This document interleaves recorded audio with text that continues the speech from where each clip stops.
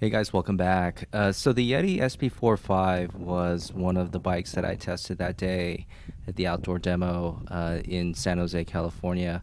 This particular build, I believe, was the GX kit, and it did have the Trail Tune shock. As most of you know, this is sold with two different tunes. There's an XC tune, which is more of a race, less forgiving tune, and then what Yeti's calling a trail tune, which is a little bit more compliant, which I think the typical trail user would be looking for. Climbing on this bike, no surprise, is phenomenal. Just an incredible pedaling platform. No loss of traction on the rear end. Even having kind of a weight weenie tire back there. I think there was an Ardent Race or an Icon. I couldn't remember, but not a lot of grippy knobs, but still made it up these rocky climbs, no problem. On the descents, very, very fast bike, very capable. Coming off an SB5, I felt immediately comfortable with this bike. As you can imagine, very similar geometry, obviously, but with the bigger wheels. So no trouble just railing on this bike, getting it in the air, that kind of stuff. I will say, though, on the super fast sweepy sections, the bike felt really, really good. But in some of the chunkier sections towards the end of this video, I felt like the back end definitely felt a little bit skittish.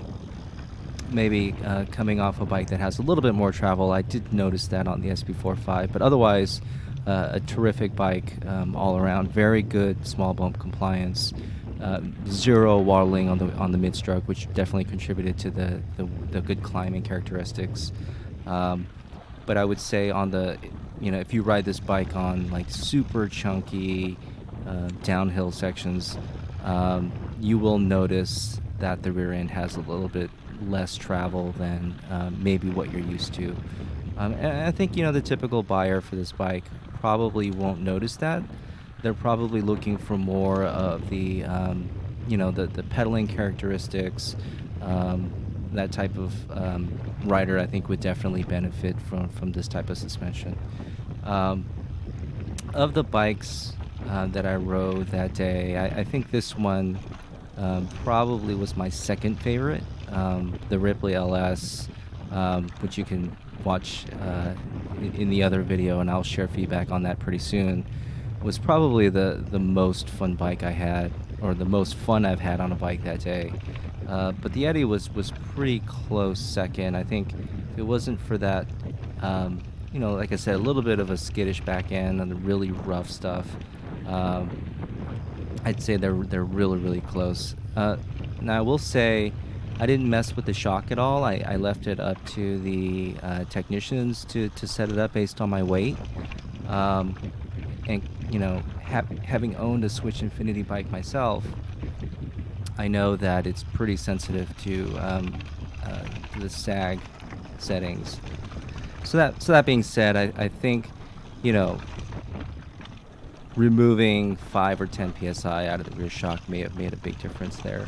But I didn't really mess with the bike once I jumped on it. Didn't really feel like I needed to.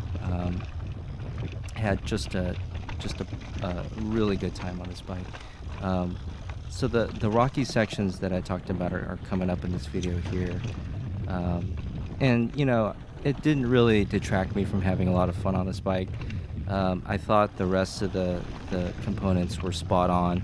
And the good thing about Yeti bikes specifically is even on the more affordable GX range, they really don't skip on the suspension, which I think is key. So you still get a really good fork.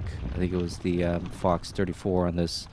I believe it's 140 mil travel, and you get a really good shock. So they really spent the money where I think it's the most important.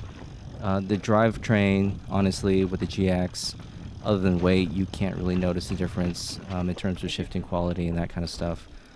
Just had an overall really good experience on this bike. So yeah, that's pretty much it. Enjoy the rest of the video. If you have any questions, please leave it below in the comments, and I'll do my best to respond to them as quickly as I can. Thanks. See you next time. Bye.